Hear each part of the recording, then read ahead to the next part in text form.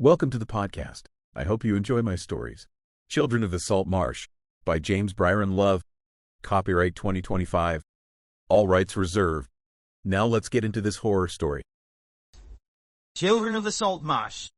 Claire Winslow had never expected a town like this. From the moment she crossed the narrow bridge spanning the dark, brackish water, a shiver ran down her spine. Not from cold, but from the strange, uneasy silence that clung to the streets. The marsh lay like a grey breathing thing, just beyond the edges of the town, thick fog curling over reeds and mud flats, swallowing the horizon.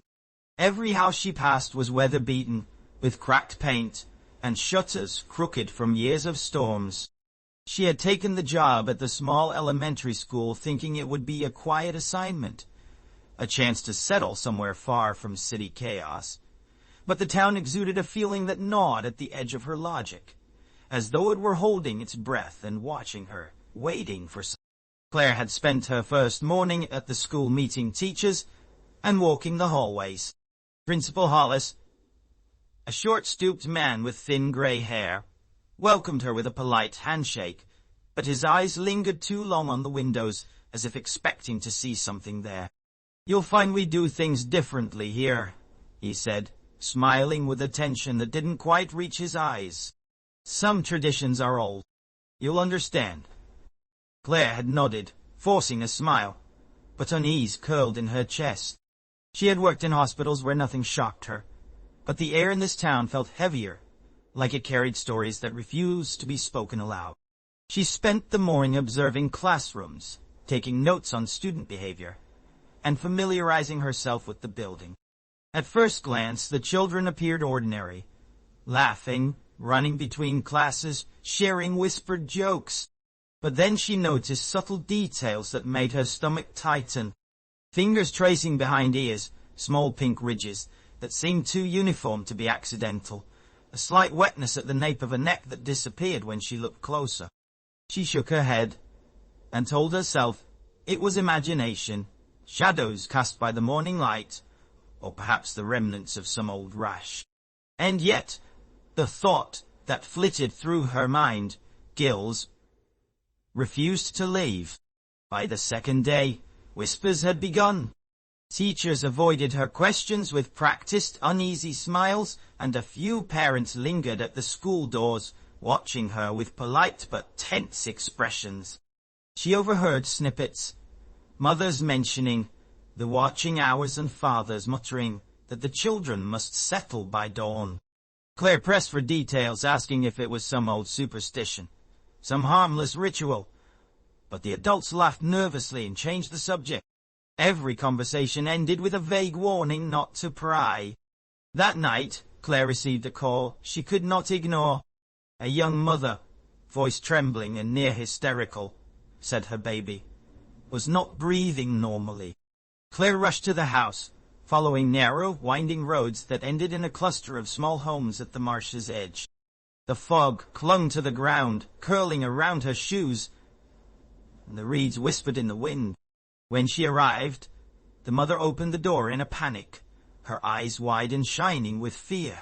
It's not right," she cried, grabbing Claire by the arm and pulling her inside.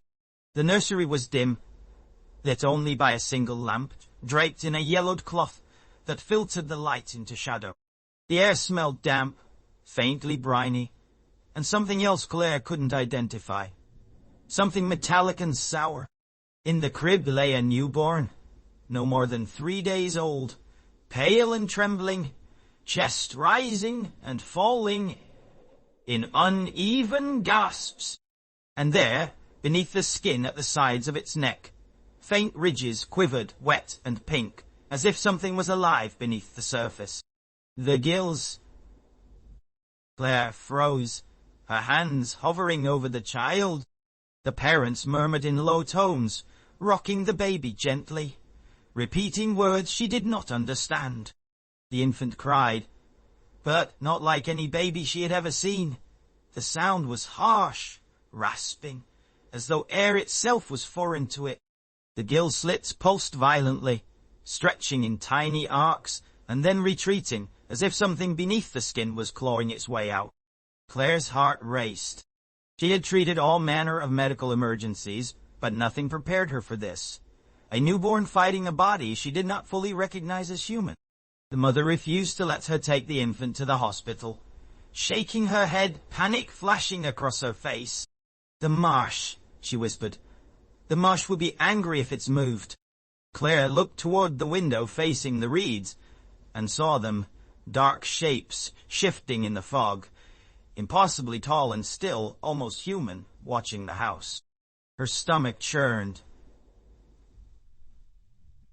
Ah! The shadows did not move like normal people.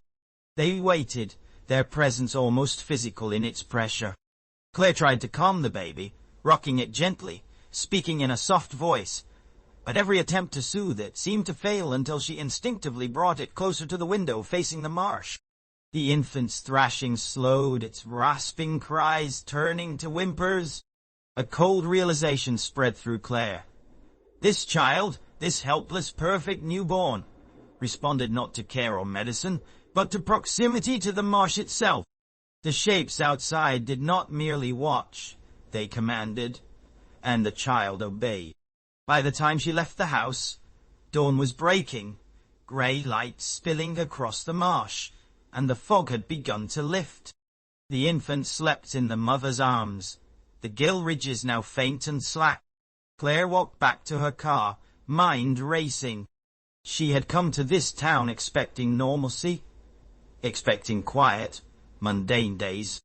Instead, she had found something ancient, something that lingered beneath the mud and reeds, watching, waiting, and taking what it claimed.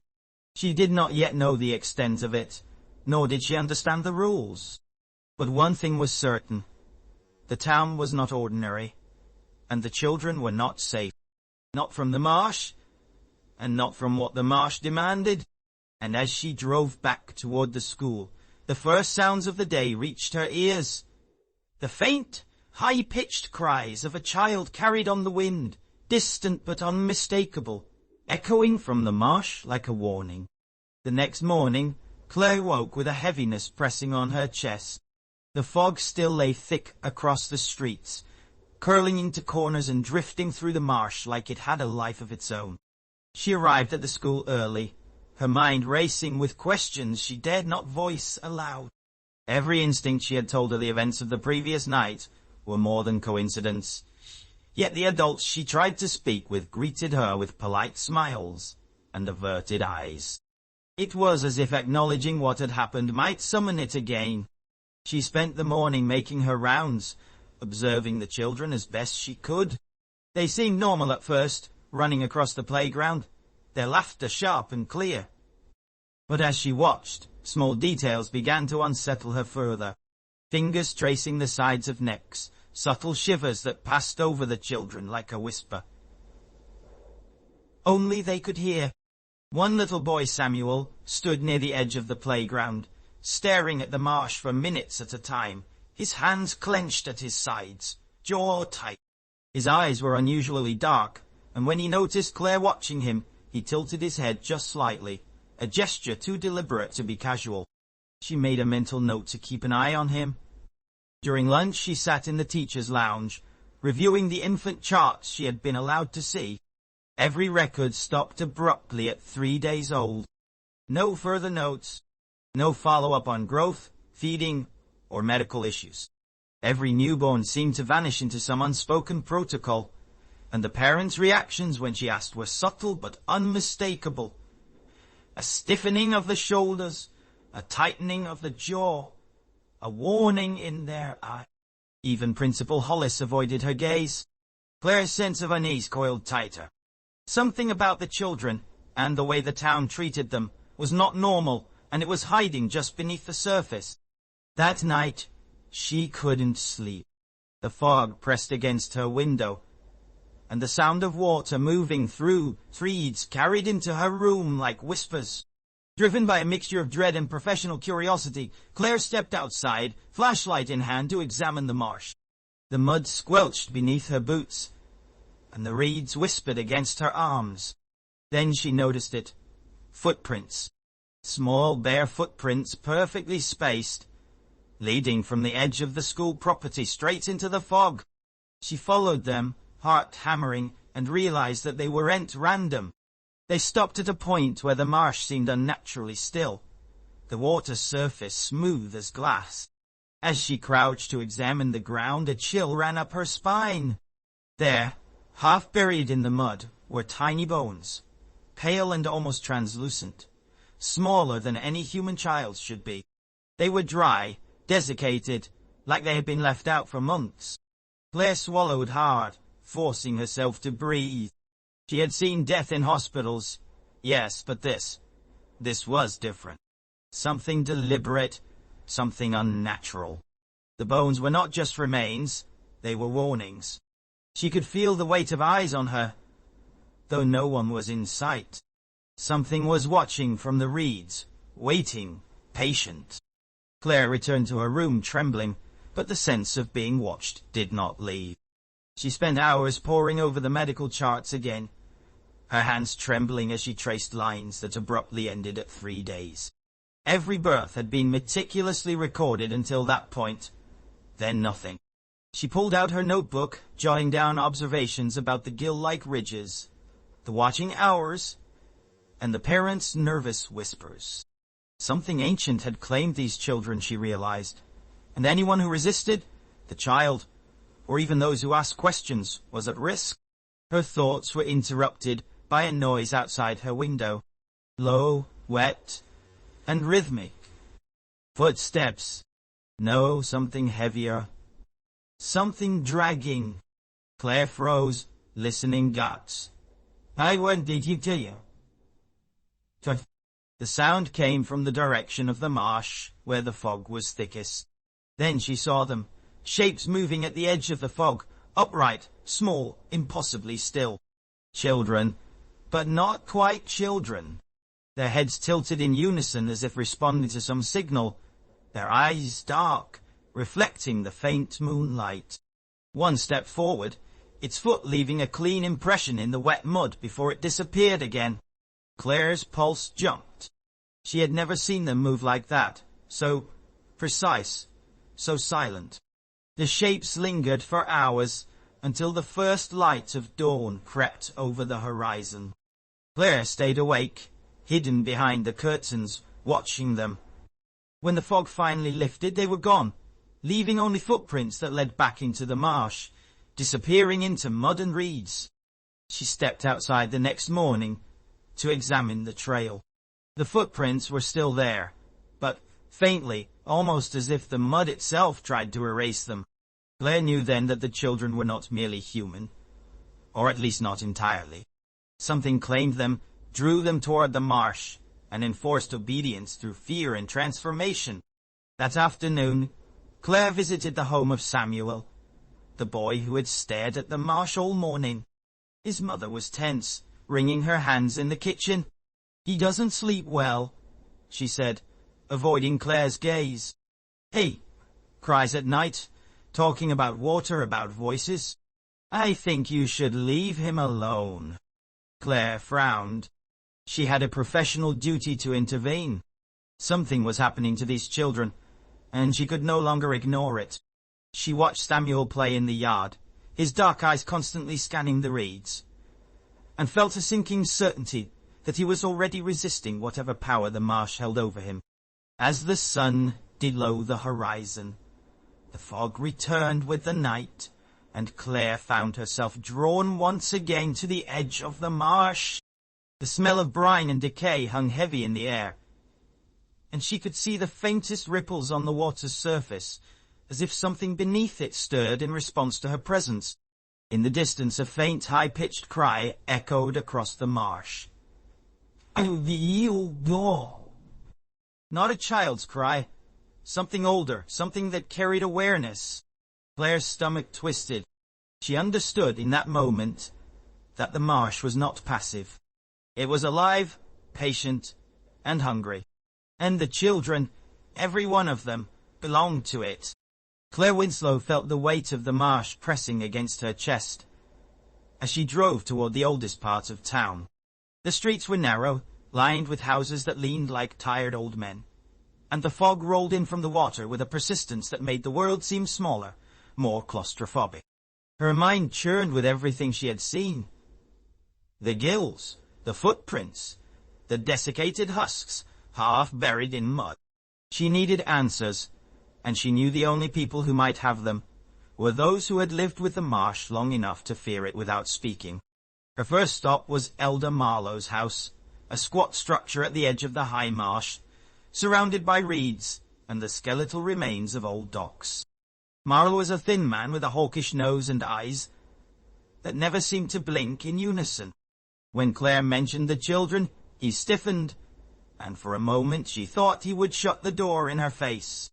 Instead, he sighed and motioned her inside, muttering, "Curiosity isn't always safe, Miss Winslow, but some truths are worse than ignorance." Ice. Inside, the house smelled of salt, mold, and something faintly metallic. Shelves sagged under the weight of old books and jars containing things she did not want to examine too closely.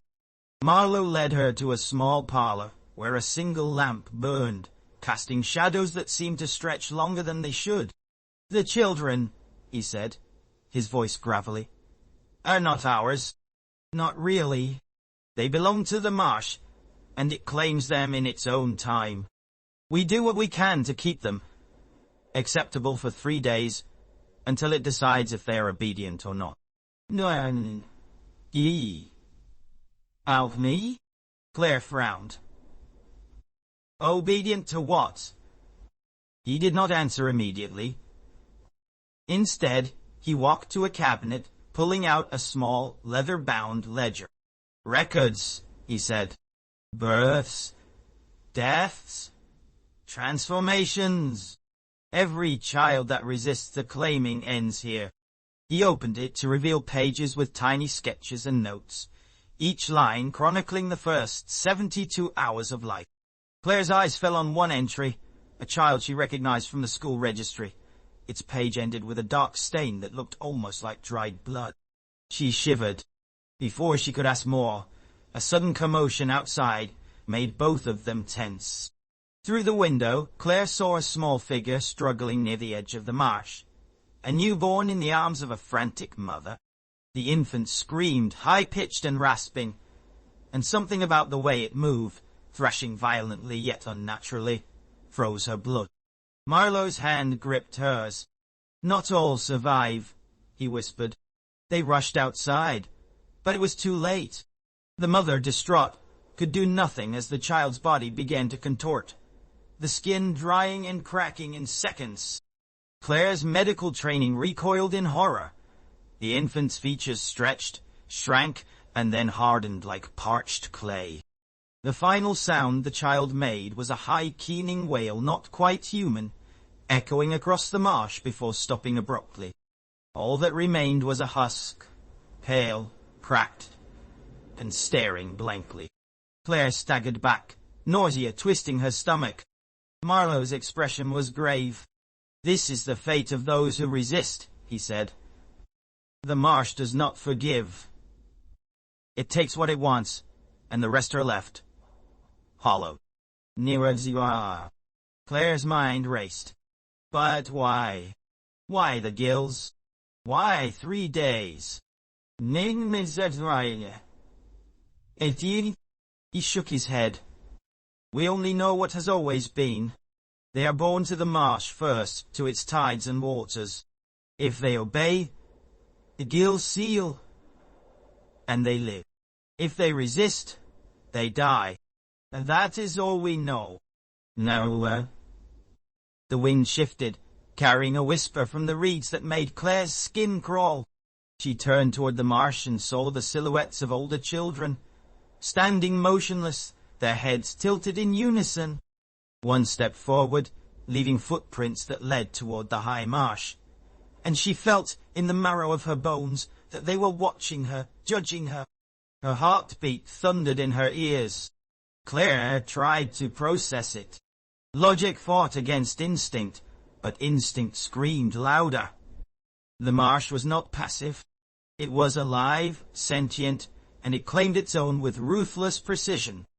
Every child she had seen, the infants in their cribs, the older children on the playground, was already part of something vast, something ancient and patient. The footprints in the mud, the ripples in the water, the husks of those who had resisted, they were all proof of the Marsh's authority. Marl led her back inside, closing the door as if sealing out more than just the wind. "You should not linger near the water," he said. "It can sense curiosity, fear, defiance, and it is patient, always patient. Do not make the mistake of thinking you can save them all." Nay. Claire sat in the small parlour, trembling, staring at the ledger, at the sketches, at the stains. Her mind raced through medical possibilities, psychological rationales, any explanation that could prevent her from believing the impossible. But she could not. Every instinct told her the marsh was right. It had always been right, and no human understanding could contend with it. She realized with a sinking, icy certainty that she was not merely observing this horror. She was now part of it. The day passed in a blur. Claire returned to the school, trying to act normal, but every corridor, every laughing child, every classroom door seemed to pulse with unseen life. Samuel, the boy who had watched the marsh the day before, avoided her gaze, but she felt it lingering, heavy, accusatory. The other children, older now, moved with an unnatural precision, a sway in time with some invisible tide, heads tilting in unison, hands brushing against their necks as if sensing some hidden pulse. Claire knew without needing to see it that the gills had already begun their work on them. That night she did not sleep. The fog pressed against her window again, carrying with it the faint scent of brine and decay. From the marsh came a cry, high-pitched, unnatural, echoing across the reeds. Claire pressed herself against the wall, the sound vibrating through her chest. She thought of the infant she had seen die, of Samuel and the other children, and of the vast patient power that ruled them all. And as the night dragged on, she knew one unalterable truth. The marsh would not forgive, and it would not forget. And soon, she feared, it would not ignore her either. The fog hung thick over the marsh, curling and twisting as though it had a mind of its own. Each step along the narrow path felt heavier than the last, mud squelching beneath her boots, reeds scratching at her coat. Claire had made up her mind to find Agnes Fenwick, the reclusive midwife, whose knowledge of the town's children was whispered about with fear and reverence. Stories claimed she had delivered every guild child in the town for decades, and that she alone understood the full horror of what happened when one resisted the claiming. By the time she reached the crooked, weather-worn house, the sun had nearly disappeared behind a bank of grey clouds, leaving the marsh in a gloom that seemed almost solid. The door swung open before she could knock, and Claire was met with the midwife's sharp, assessing gaze. Agnes was thin, almost skeletal, her hair pale and stiff like dried reeds, and her skin had the brittle translucence of old parchment. "I've been expecting you," she said, voice brittle but commanding. She stepped aside, and Claire entered, the smell of salt and herbs washing over her. Inside the house was a cluttered labyrinth of shadow and brine-scented air. Shelves sagged under jars of preserved seaweed, small bones, and scraps of fabric, each labelled in delicate, careful handwriting. Candles flickered in sconces along the walls, casting moving shadows that seemed almost to watch Claire as she walked. Agnes gestured for her to sit, and she obeyed, though unease settled deep in her chest. "You want to know about the children?" Agnes said finally, folding her hands on the table. "About what happens when the gills won't seal." Her eyes narrowed. "Be warned, miss. Curiosity has a cost." Claire's throat felt tight. "I need to know. I saw what happened. I can't pretend it's normal." "The infants." Agnes held up a thin, trembling hand. "I know. You saw the punishment. You saw the hollowing. and now you are awake to it. Few survive seeing it, and remaining untouched by fear. The midwife's gaze drifted to the window, to the fog-shrouded marsh beyond.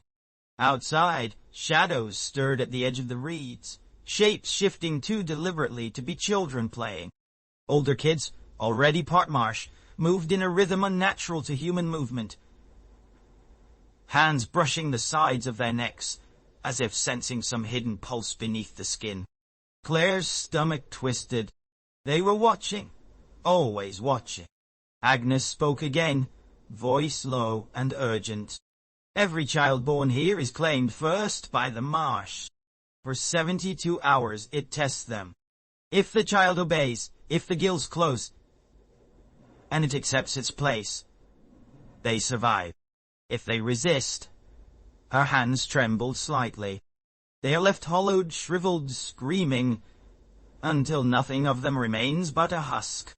Claire swallowed, horrified. Has anyone ever survived resistance? The midwife's eyes hardened. Some adapt. Some bend. Most do not. And those who do survive, they are never the same again. The marsh marks them in ways you cannot unsee. She leaned closer, her voice dropping to a whisper. You must understand. The marsh is patient. It is intelligent, aware of everything within its reach. It can feel defiance, curiosity, fear. Every question you ask draws its attention. Every step you take near its waters invites it to watch you. No. The wind shifted outside, carrying a faint, high-pitched cry across the reeds. Claire froze. It was not a normal child's cry. It was aware, older, and something in it made her bones ache with a mixture of fear and fascination.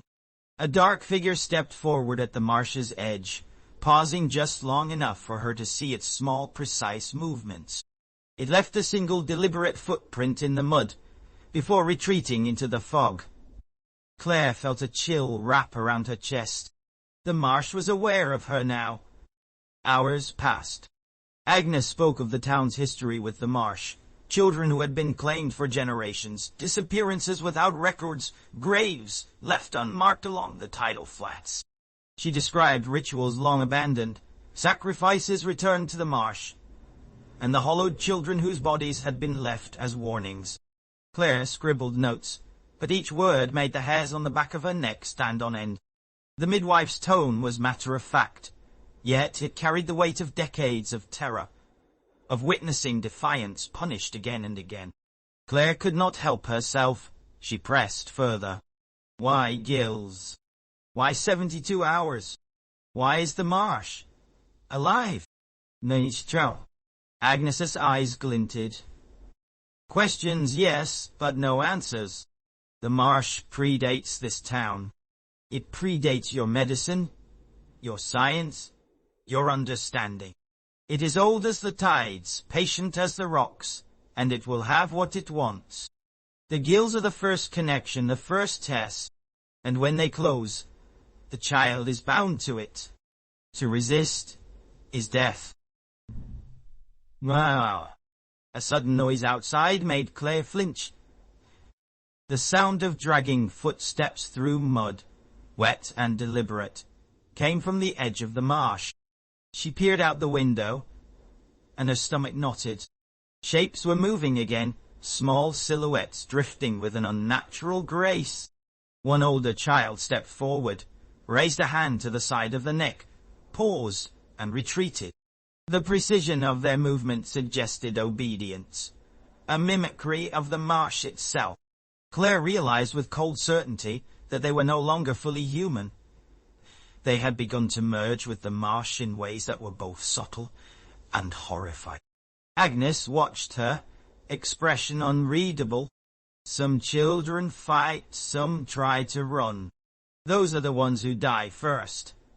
Yeah, the marsh is patient, but it does not forget. And it always claims what it has been promised. The sun had set fully by the time Claire left, leaving her path through the reeds almost invisible. Each step felt like wading through invisible currents, the fog curling at her ankles and tugging at her coat. She glanced back at Agnes' house once. The shadows within flickered, as if the midwife herself were a part of some silent vigil, watching the marsh and the children alike. The cries echoed again, high and keening, bouncing over the reeds and mudflats. Claire knew she had crossed a line. The curiosity that had brought her here had not gone unnoticed. Her thoughts returned to the children, the infants whose gills were closing, the older ones who had begun to move with tidal precision, and those who had resisted and paid the ultimate price. The marsh was patient, yes, but it was also ruthless, and now it had a new observer in Claire. Every question she had asked, every note she had taken, every step she had made had placed her firmly in its notice. And somewhere in the fog, among the reeds, the marsh waited, watching, knowing, now, patiently waiting for the next act, the next resistance, the next scream. The sun had barely burned through the fog when Claire followed the muddy trail that snaked through the high reeds. Each step sank her boots deeper into the marsh, sucking mud, leaving a trail that threatened to pull her back as if the ground itself remembered her. The fog was thinner than last night, but the marsh felt heavier, alive in a way that pressed against her senses. Every bird call, every subtle splash of water made her flinch, as though something unseen lurked just beneath the surface, observing. She had no map, no directions, only the faint memory of an old crooked shack she had glimpsed in the distance from the town's edge weeks ago. Now the building materialized before her like a half-forgotten memory. Its roof sagged under years of neglect, and the wooden planks of its walls were streaked with salt and moss. A thin trail of smoke curled from a crooked chimney, pungent with brine and herbs. The marsh around it was unusually still, the water flat and glassy, betraying nothing of the horrors it had harbored. Claire hesitated at the threshold, her instinct screaming to turn back, but curiosity and dread propelled her forward. A frail voice called out before she could knock. "I've been expecting you." Inside, the shack smelled of salt, earth, and decay, mingled with the faint sweetness of dried herbs. Shelves lined with jars and bundles of seaweed leaned precariously on the walls. Amid the clutter, an elderly woman sat in a high-backed chair, her eyes bright and unnervingly alert. She was small, gnarled, with fingers like the twisted roots of a tree, but there was a certainty in her gaze that made Claire feel both welcome and uncomfortably exposed. "You want to know the truth," the woman said, her voice rasping but steady. "The town lies. They lie to protect themselves, but not the children. Not anymore." No. Claire's throat tightened. "I saw what happens. The husks, the children drying out. Why? Why does it happen?" "No. Sorry, the midwife, her name was Marnie, leaned forward, her knuckles white against the chair's arms. "Those are not deformities," she said firmly. "The gills, they are the remnants of what the children are, what they were meant to be. Every child born here carries it. For 72 hours, the water tests them. If the entity beneath the marsh accepts their nature, they can return, breathe, swim, be what they were meant to be. But those who resist, who reject the calling..." She paused, letting her words hang. "Dry out. Their blood retreats from the skin, their bodies desiccate. They scream. Then nothing remains but a husk. You saw one, didn't you?" "Adish." Claire nodded slowly, unable to speak. The memory of that infant, curled and shriveled in the mud, came rushing back. She could still hear the high, keening wail echoing in her mind. Marnie's eyes narrowed. "The town made a pact generations ago. A survival pact. The They allowed the entity to reclaim children who were meant for the water. Those who were not. They live human, normal, as best they can. But something has changed. More children are resisting. More husks appear. The marsh is growing impatient, perhaps even hungry. Even the town elders whisper of it. But none dare confront it directly. Not anymore. Claire felt the floor shift beneath her chest. A slow, almost imperceptible vibration, as if the marsh itself were listening to their conversation. "Why now?" she asked, voice trembling. "Why are more children resisting?" The midwife's thin lips pressed together. The marsh has always been patient, but centuries of feeding, of taking its chosen, have left it watchful. Some children are born stronger, with wills sharper than before. And it is changing, subtly. Something stirs beneath the water that makes the claiming more violent, more absolute. She pulled a tattered blanket from a corner and laid it across her lap. Beneath it, the faintest movement stirred. A hint of life curled up like a coil, so tiny and pale it might have been a newborn, yet the shadow of gills pressed faintly against the skin. "They are coming back differently," Marnie whispered. Claire's pulse thumped. "And the town? What do they do when a child resists?" Marnie's eyes flicked toward the window, toward the fog-wrapped marsh. "We watch. We guide. But the marsh always decides. The husks are the proof. And now, with more resistance, the frequency of husks has grown. Soon, it will not stop. Now, ye, well, say."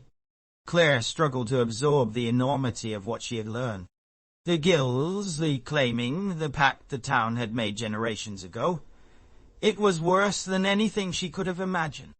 Every observation, every strange movement of the children, every husk she had seen suddenly made sense. The children were not human entirely. Some were reclaimable, part human and part creature. And the others were offered as proof of the marsh's authority. A sudden sound, low and wet, made her flinch. Something dragged itself through the mud outside, brushing against the house. Claire pressed against the wall instinctively. Through the window, she glimpsed a figure, a small child, pale as bone, moving with impossible speed, crawling from the reeds like a creature, half fish, half human. Its eyes were black, reflecting the weak sunlight, and it stopped at the edge of the marsh, head tilting as if assessing her. It hissed, a sound that resonated through the air, and in her chest simultaneously. Claire felt a tremor of fear that she could not shake. Marnie noticed her reaction. "You have been observed for some time," she said.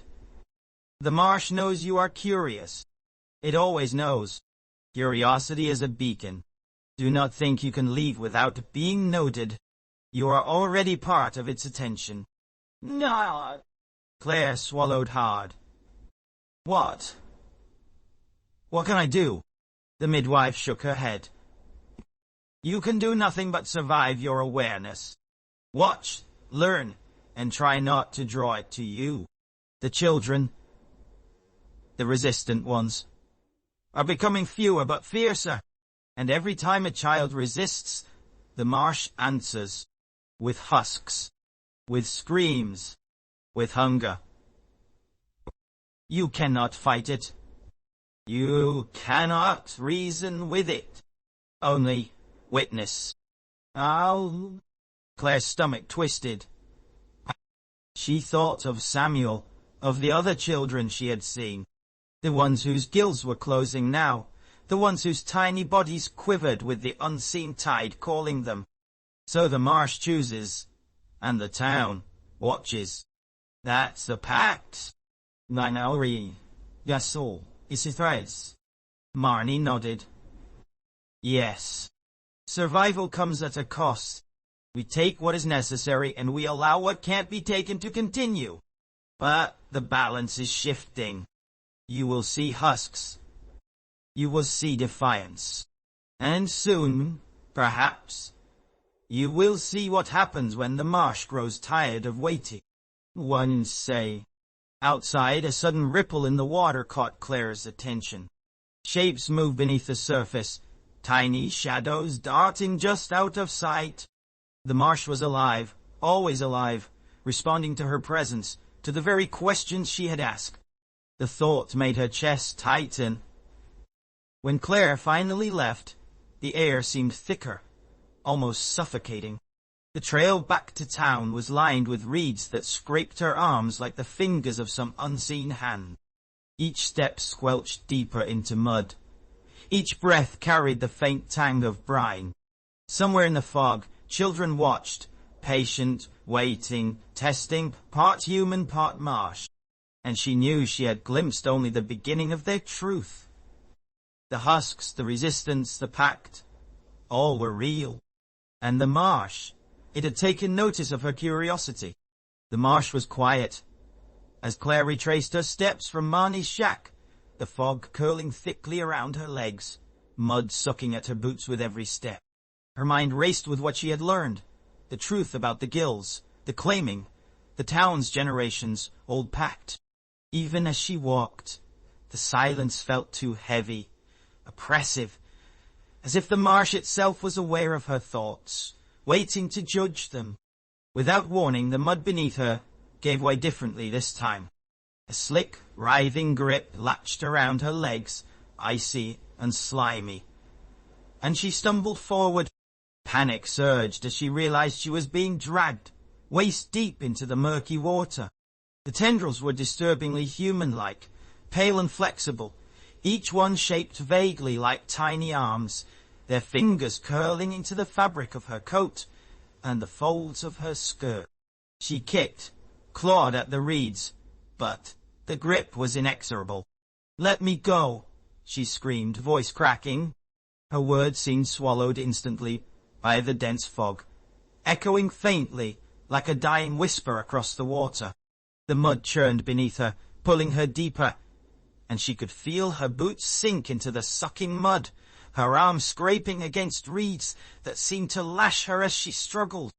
Her pulse pounded in her ears, adrenaline and terror coursing through her. Then she saw them. Shadows moving just beneath the water, human-shaped but impossible. Limbs elongated, pale and smooth as moonlit eels, moving with effortless grace through the murky depths. Faces lifted occasionally toward the surface, small gilled eyes black and unblinking. Their movements were fluid, predatory, and somehow playful, a terrifying elegance that contrasted with the struggle of her own human body. One child surfaced inches from her face. Its gills opened wide, pale pink and glistening in the dim light, the water streaming from them, like veins of liquid moonlight. Its eyes bored into hers, and its voice vibrated inside her skull, rather than through the air. A whisper that made her teeth ache. "You do not belong above the water," it said. The words resonated through her bones, an assertion of ownership that made her knees buckle. She tried to recoil, but the tendrils held her fast.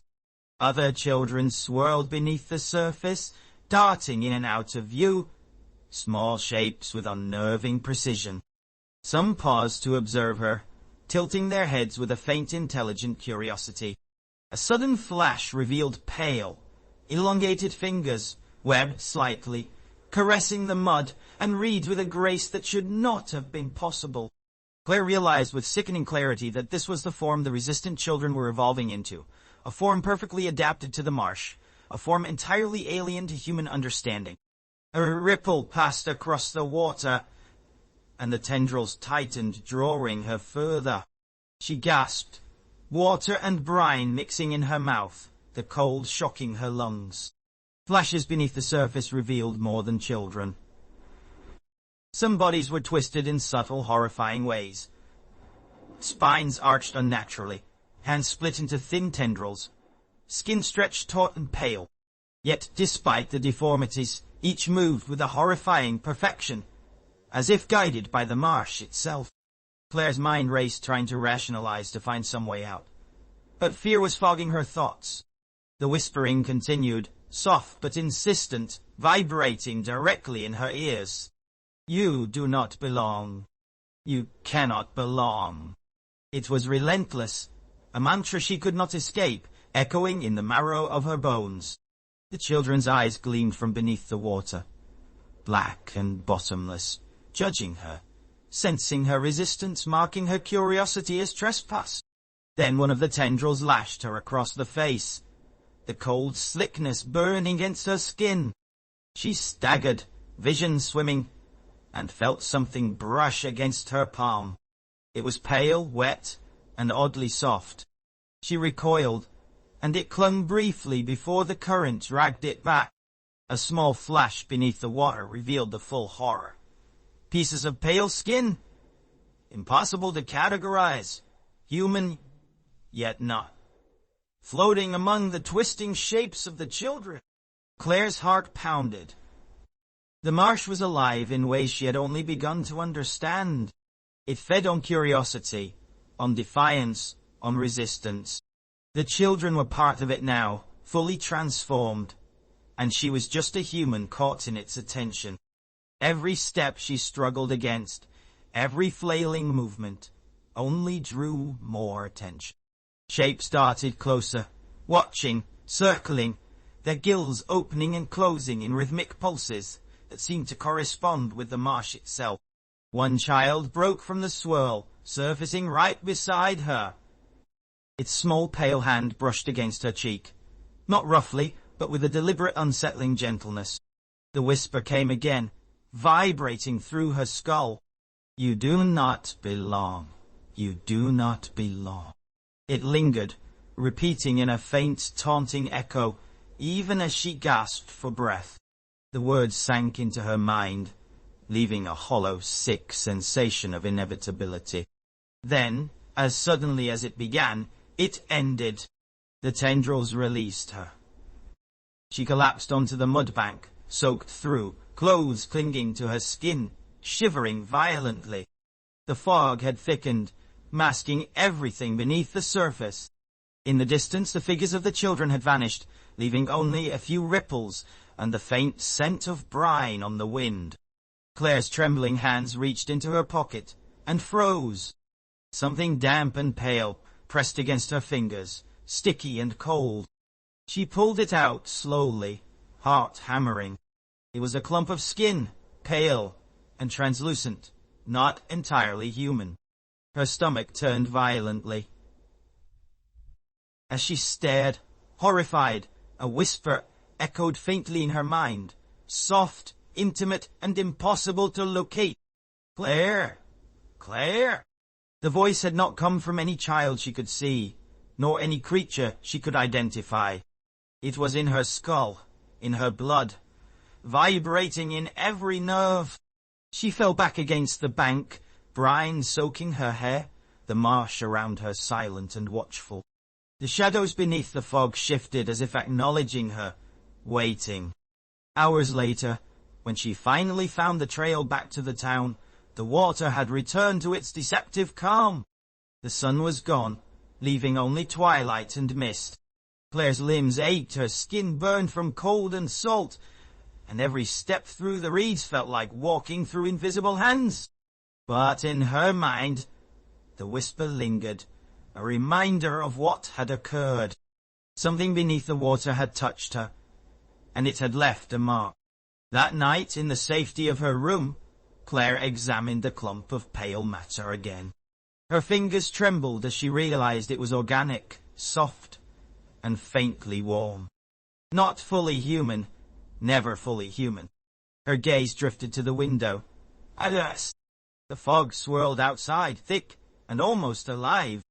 Somewhere within, the children waited, patient, watching, their gills pulsing faintly in the weak moonlight.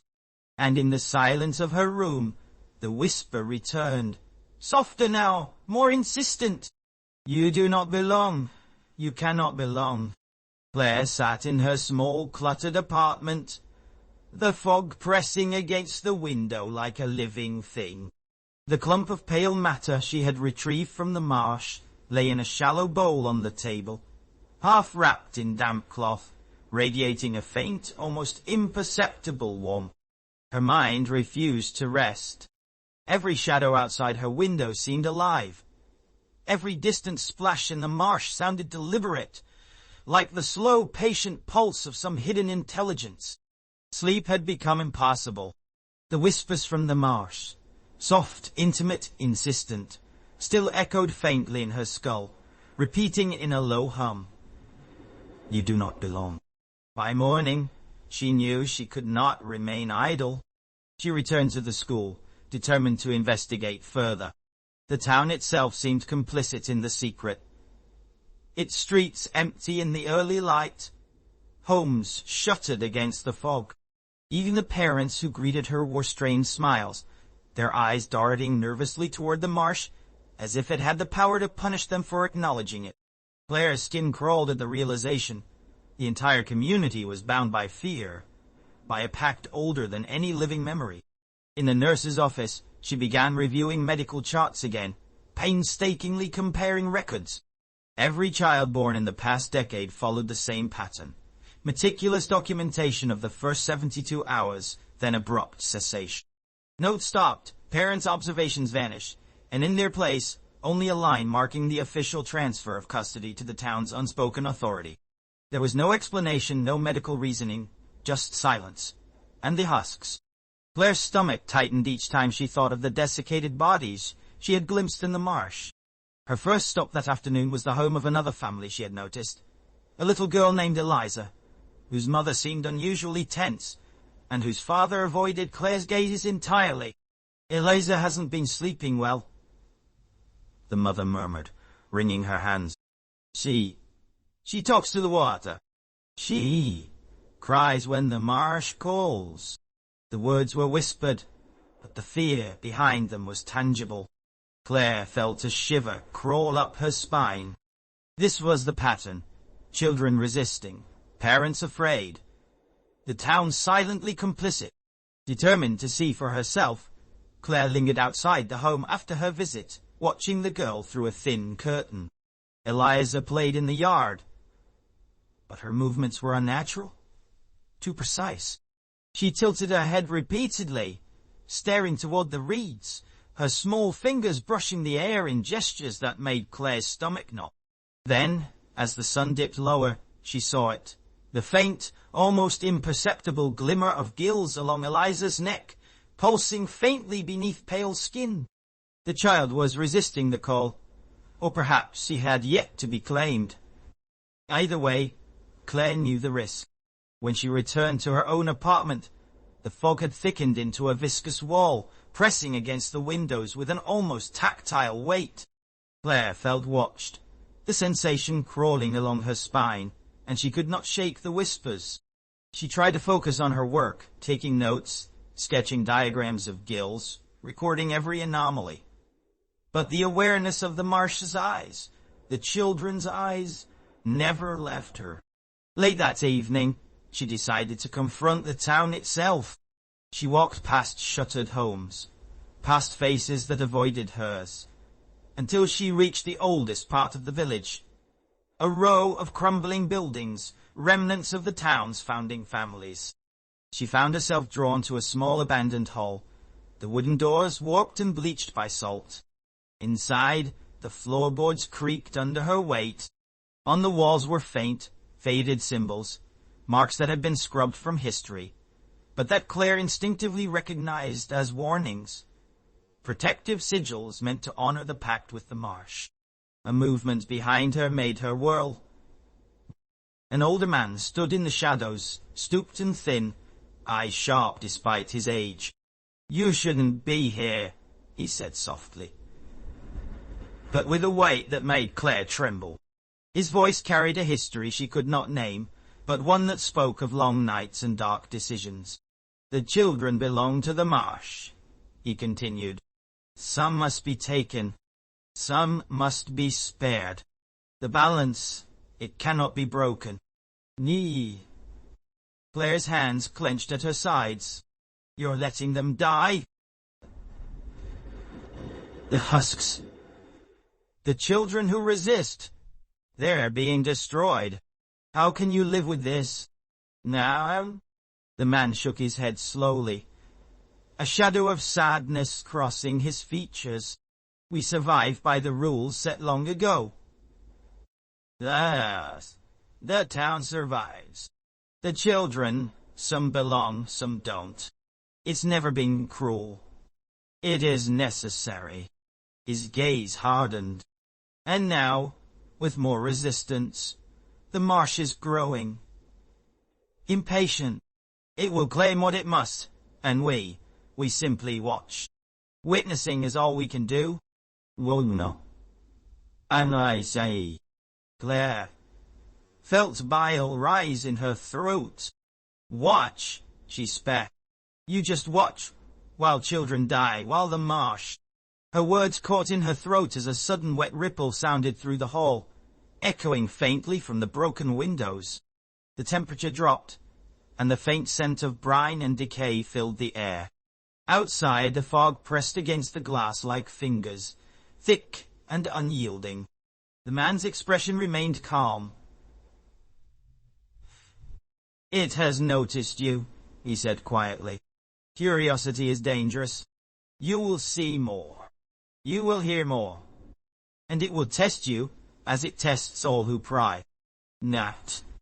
Claire back toward the door, heart hammering. And if I try to help them, if I try to intervene, just... He shook his head. The marsh does not negotiate. It does not forgive. The children who resist, they are its judgment. The town cannot interfere. We can only survive ourselves, and hope you do the same. Nuance. Bayardi. Outside, the fog thickened to the point that the buildings around her disappeared. Shapes moved just beyond her vision, small, pale, and fluid. The shadows of children, watching, waiting. Their eyes were endless black pools, reflecting nothing but hunger and patience. Claire shivered. Even here, on solid ground, even in the supposed safety of the town, the marsh and its children were watching, aware, ever patient. That night, back in her apartment, Claire could not sleep. She heard the faint slap of water against reeds, whispers echoing softly in the fog. You do not belong. You cannot belong. Her hands shook as she jotted notes, sketches, observations. She knew she could not unsee what she had witnessed, could not ignore the truth of the town's complicity. The pact, the husks, the resistant children, all were part of a hidden system she had stumbled into, one older and far more deliberate than she had imagined. The fog pressed against the window again, almost tangible. Claire's gaze drifted to the shallow bowl on the table, the clump of pale matter quivering faintly. She felt its warmth, soft and insistent, as if it had a life of its own. Her stomach twisted at the thought that something in that mass had come from the marsh, from the children, from the entity beneath the water that claimed what it would. And in the whispering silence, she knew the marsh had marked her, as it had promised, as it had tested her curiosity. Somewhere in the distance, the faintest ripple disturbed the fog. Claire swallowed hard. She could feel eyes on her, and she understood, with a rising dread, that the children were watching her even now, waiting for the moment when they would decide her fate. Or at least, when in the marsh would. The fog had settled thick and damp over the town by the time Claire stepped outside again. Every step through the narrow streets felt like treading through memory and menace at once. The town seemed to hold its breath, as though aware of her intrusion. The faint smell of brine clung to the air, thickening her every breath. She moved toward the outskirts, toward the cluster of homes closest to the marsh, where resistance had been reported most recently. Her boots sank into wet mud as she approached a small yard, partially overgrown with reeds.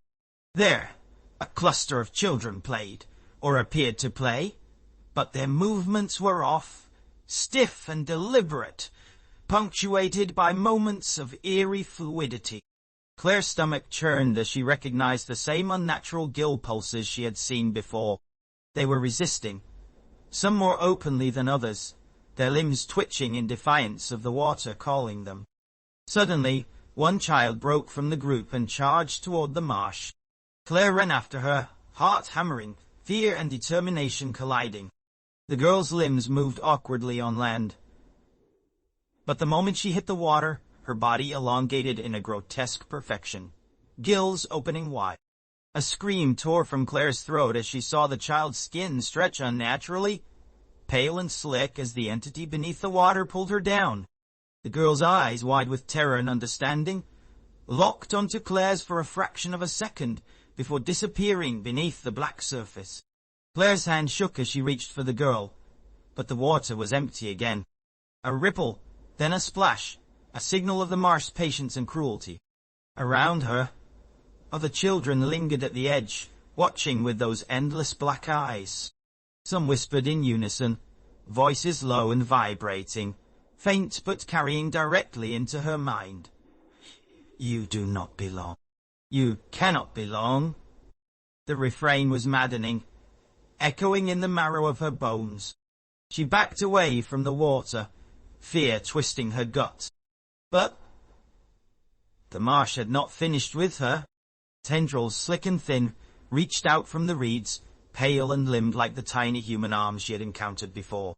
They wrapped around her ankles, tugging insistently, reminding her that the marsh did not forgive intrusion, did not negotiate. She stumbled, dragging her boots through mud and water, heart hammering, lungs aching. Then she saw them, resistant children, bodies twisted, but still human enough to recognize, hovering at the marsh's edge. Their gills pulsed in soft, rhythmic waves. Some were half submerged, others standing at the waterline, their pale hands twitching like the fingers of corpses reaching for her. Their eyes held a dreadful awareness, a combination of fear and predatory anticipation. One girl, no older than 6, tilted her head unnaturally, staring directly at Claire, whispering, "You do not belong." Claire turned her attention to the ground and noticed something worse. Patches of the marsh were littered with desiccated husks, smaller than human children, sun-bleached and fragile as paper. Their gills were rigid, bone-white, permanently frozen in screaming expressions. The smell of salt and decay clung to the air, heavy and suffocating. She realized with a sick, hollow certainty, these were the ones who had resisted too long, who had failed to yield to the call. The marsh had consumed them entirely, leaving only reminders of its inexorable will. Her mind reeled as she watched.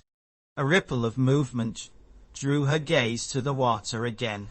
Children, fully adapted now, swam beneath the surface in a mesmerizing display. Their limbs were elongated, almost eel-like, skin translucent and pale under the weak light of the fog.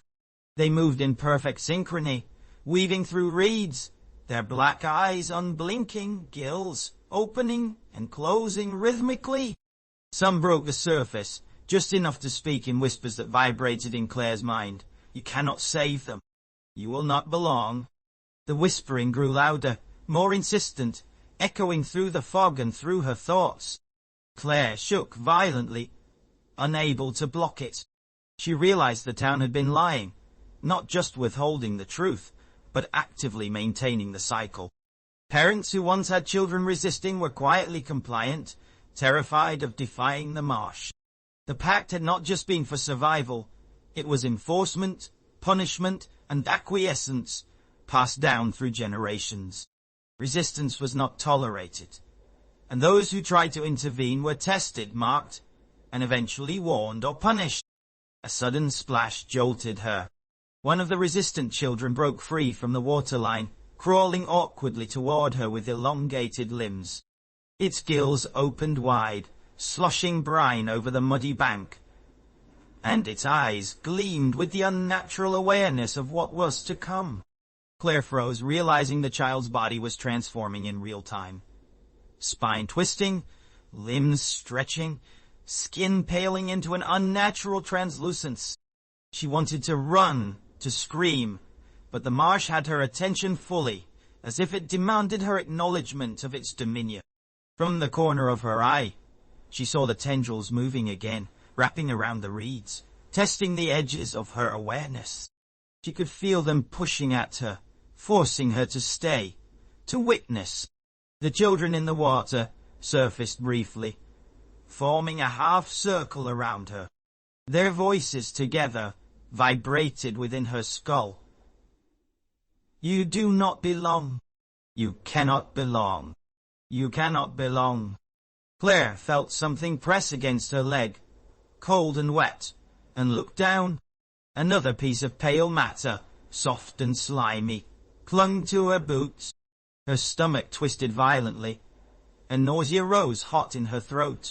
She wanted to vomit, wanted to run, but her body refused to respond. The marsh had claimed her attention fully, holding her in a trance of horror and helplessness. Hours seemed to pass, or maybe minutes, before she stumbled back toward the town.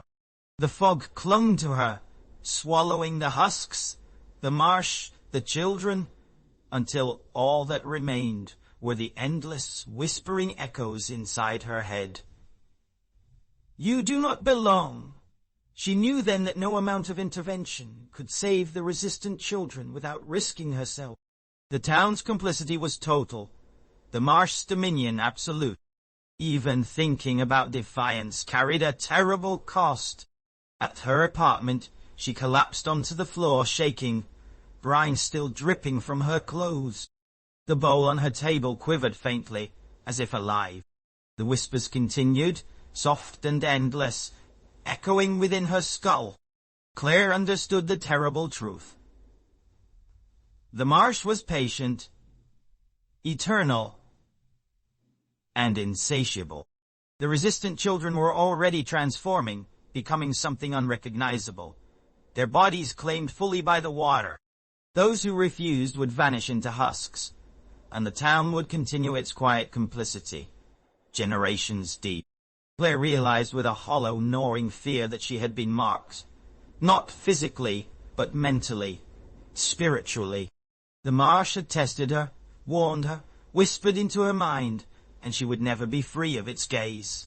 Even if she fled the town, even if she escaped the fog and the reeds, the knowledge of what lay beneath the water, and the children it claimed, would follow her, gnawing at her sanity, whispering from the corners of every shadow, echoing in the marrow of her bones. You do not belong. You cannot belong. Outside, the marsh rippled faintly, calm now, but waiting. Its patience infinite, its hunger eternal. Claire knew she had glimpsed only a fraction of its power. Resistance was futile. Observation alone was perilous. And the children, claimed or resisting, were neither safe nor human. They were something older, something alive, something patient, and utterly indifferent to human notions of mercy. The fog was thick and oppressive as Claire ran, mud clinging to her legs and reeds slapping against her face. The town behind her roared with the distant guttural chant of the ritual, the slow, synchronized movement of children and adults, bodies swaying toward the marsh in unison. The whispers she had endured for weeks now screamed in her mind, "You cannot belong! You cannot belong!" But instinct drove her forward, deeper into the reeds, away from the town's complicit eyes and the water's beckoning edge. Without thinking, she stumbled, then plunged into a darker, almost hidden channel of the marsh. The water rose swiftly around her waist, cold and brackish, dragging her further in. The reeds formed a cage of whispers and slick tangles, but she pressed on, driven by a compulsion she didn't yet understand. Beneath her, the mud swallowed her boots, pulling her down in a soft, resisting grip. And then the water shifted beneath her feet, giving way to a hollow, cavernous space unlike anything she had seen before. Below the surface, her flashlight's beam revealed shapes slithering through the water. Bodies elongated and partially translucent, twisted in impossible ways, moving with a rhythm that was neither entirely human nor entirely animal.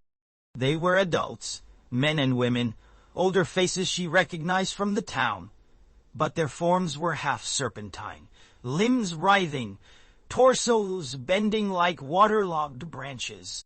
Faint scars marked their necks and shoulders, the remnants of gills that had been surgically removed, or surgically resealed over time. They pulsed in the water, glowing faintly with a phosphorescent light that seemed to emanate from their merged bodies. Claire's stomach churned as she realized what she was seeing. These were the ancestors, the parents, the grandparents of the town, the ones who had succumbed willingly, or had been claimed fully by the marsh. They were no longer entirely human. Their flesh shimmered like liquid, their eyes hollow and reflective, gazing at her with an intelligence that transcended human thought. The cavern's walls were lined with roots and mud, illuminated faintly by glowing shapes that twisted and writhed, as if the water itself were alive, part of the entity they now served.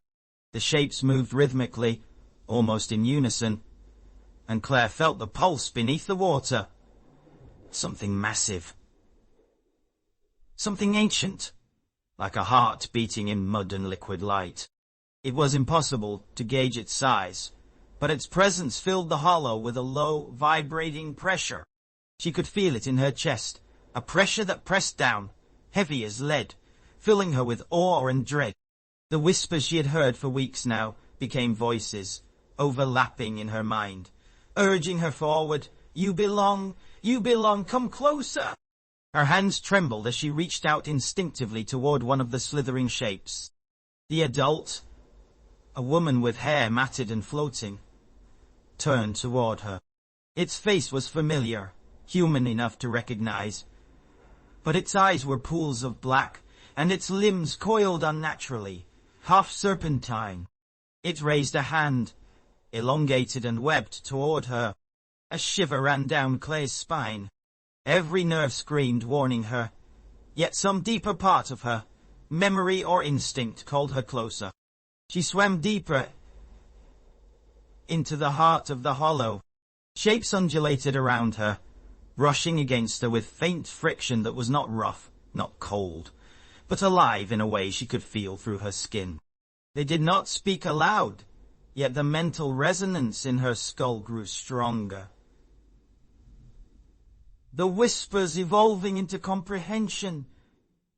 We are part of it.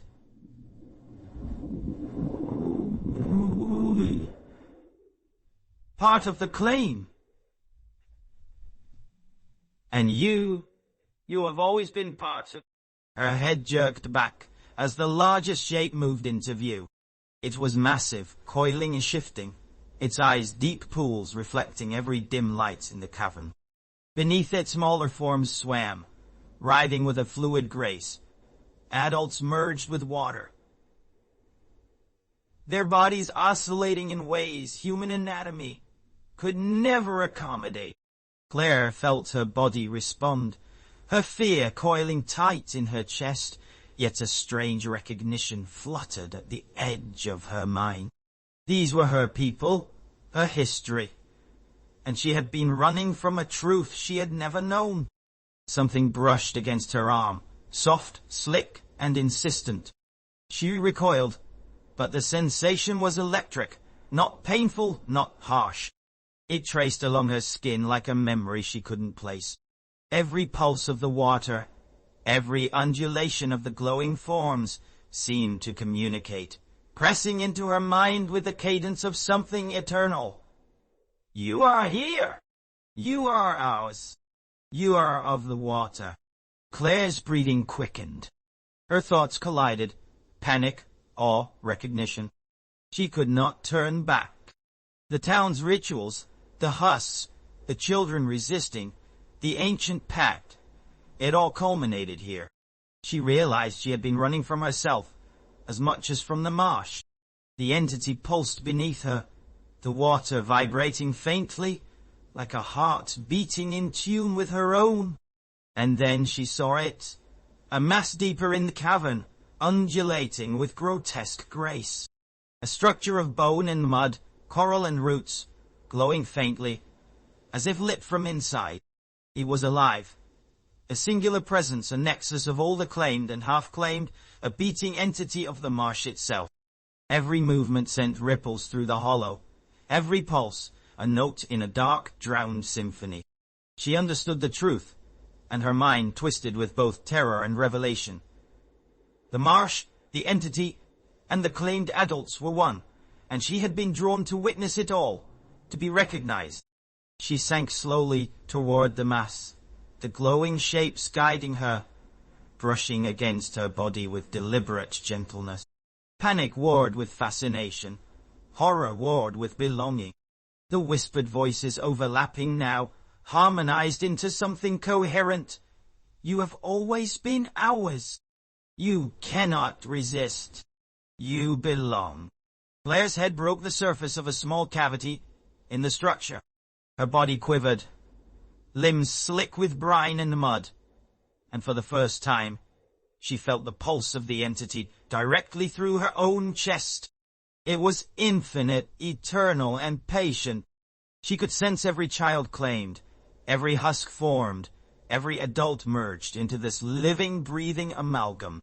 The water pressed against her skin as if inviting her in. And somewhere deep in her mind, she recognized the impossible truth. She had never been separate from this. Never an outsider.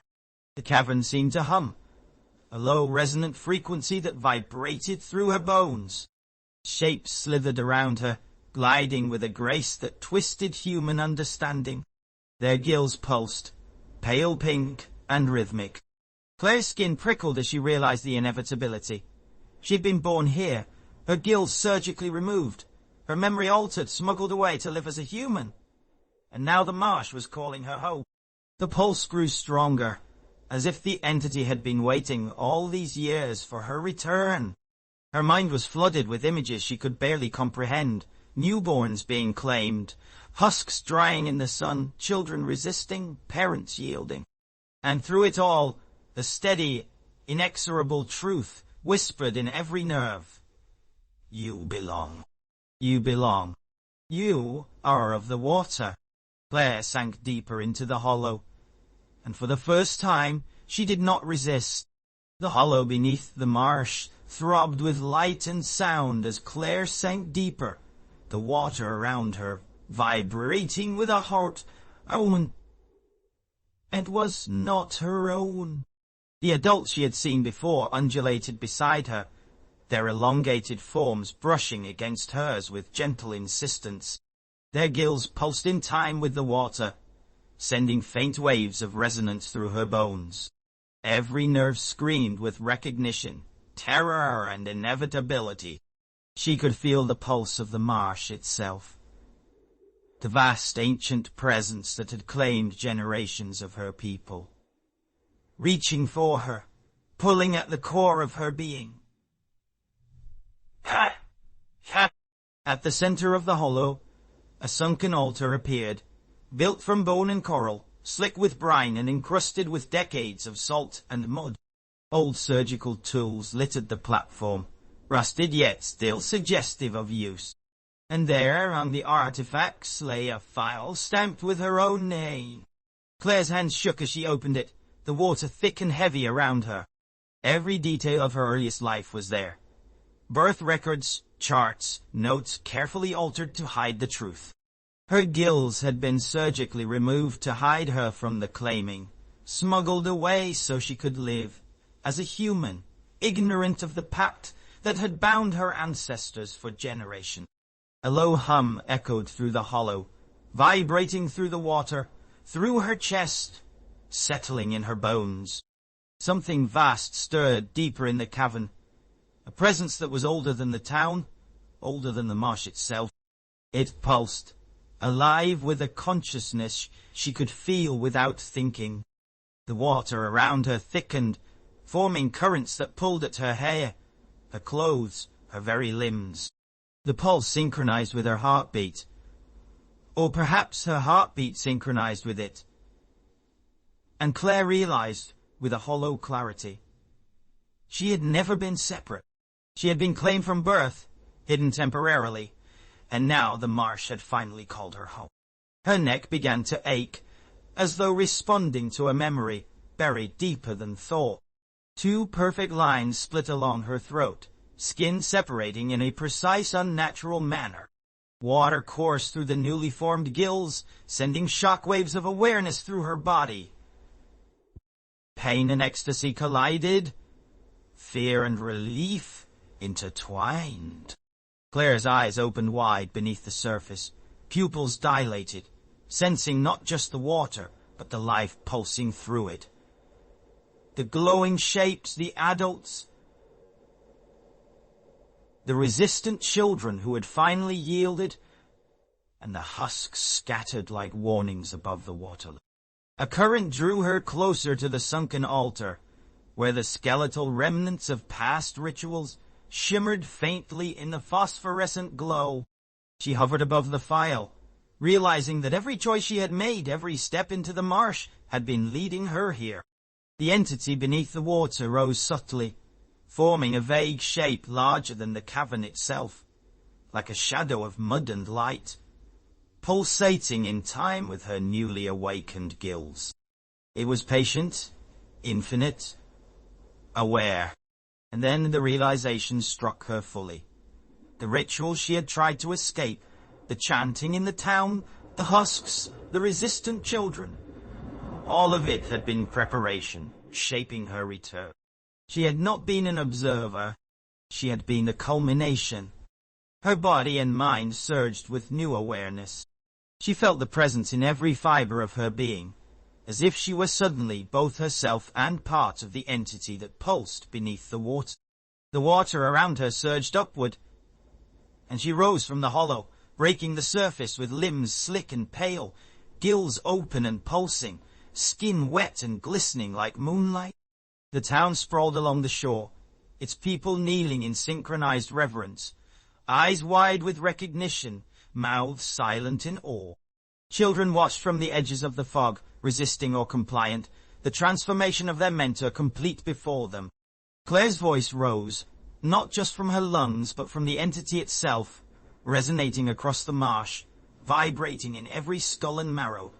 A new call, irresistible, deep as the ancient presence that had always claimed the town. She saw the children near the waterline, hesitant, trembling, resisting with what little human fear they could muster. Her gills pulsed in time with the current, a rhythmic thrum that penetrated even their awareness. Some shrieked, others froze, and a few began to step forward, drawn like moths to the impossible light of the hollow below. Claire felt herself guiding them, part human, part something far older, infinitely patient and terrifyingly alive. The resistant ones' bodies began to stretch, pale limbs elongating, gills opening, skin shimmering like liquid moonlight. The marsh claimed them without force. The rhythm of her voice and the entity's pulse made resistance impossible.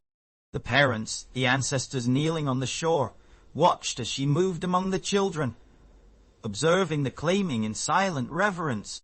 Some reached out, touching the water where their offspring swirled, their elongated limbs twitching with anticipatory awareness. They had become conduits, part of the pulsing entity, their voices silent yet resonant, guiding the new generation into the marsh. Claire's awareness expanded. She felt the husks floating above the mud in the sunlit shallows, the ones who had resisted and failed, and understood fully what awaited any who defied the rhythm. Obliteration into desiccated warnings, leaving only memory and echo. She drifted among the swirls of newly transformed children, noting their eyes, wide, black, alert, yet devoid of any purely human innocence. They were aware, intelligent, yet fully part of the marsh now, their gills pulsing in harmony with hers, their bodies a living testament to the entity's will. A faint hum rose from the deepest waters, merging with her own new voice, guiding the children deeper, back into the unseen labyrinth of the hollow, back to the source that had claimed their ancestors, back to the pulse that had always been their destiny. Claire's consciousness stretched across the water. She was aware of every chart, every husk, every whisper, every resisting heartbeat in the town. She understood the cycles, the patience, the inevitability, and she did not fear it. She had become both human and marsh-born, a bridge between the past and the future, a new locus of the claiming. She felt the fog swirl in recognition, the reeds bending as if bowing, the water itself waiting for her signal. And then, with one final vibrating resonance that echoed in every corner of the town, Claire's voice and the entities merged fully, calling the newborns, the children of the town, toward the water. The pulse spread outward, impossible to resist, and the youngest ones, gills flickering, began to answer. The water churned and glowed faintly, a luminous tide of pale skin and tiny, unblinking eyes. The claiming had reached its apex. The town watched in awe and dread as the transformation completed. Every step of resistance had been acknowledged. Every husk had been formed, and every compliant child had begun the slow, inevitable merging with the marsh. Claire's awareness, human and otherwise, pulsed through the water. She was the conduit, the warning, the harbinger, and the bridge between land and water. The fog thickened, rolling across the streets, swallowing everything except the glowing pulse of the marsh and its newest, fully integrated agent. As the tide of the claiming spread, the townspeople, kneeling on the shore, whispered prayers to nothing they could name. Some trembled, some cried, but none dared interfere. The children moved with purpose now, fully marsh-born, guided by Claire's voice and the entity's inexorable rhythm. The cycle continued, eternal, patient, unstoppable, a living testament of the pact that had bound this town for generations. And at the center of it all, rising from the water, gills opening and pulsing in synchrony with the heartbeat of the marsh, Claire was no longer just a nurse. She was the claiming incarnate, her human past dissolved, her voice and consciousness merged with the vast pulsing heart of the water. And beneath the mist and fog, in the still brine-filled depths of the marsh, the new generation answered, their tiny bodies shimmering, pale and elongated, guided by a presence older than the town, older than memory, older than human comprehension. Thanks for listening. Like, subscribe, comment or review and tell your friends if you liked it. All my books are available from Amazon and other book retailers. Buy an ebook and show your support.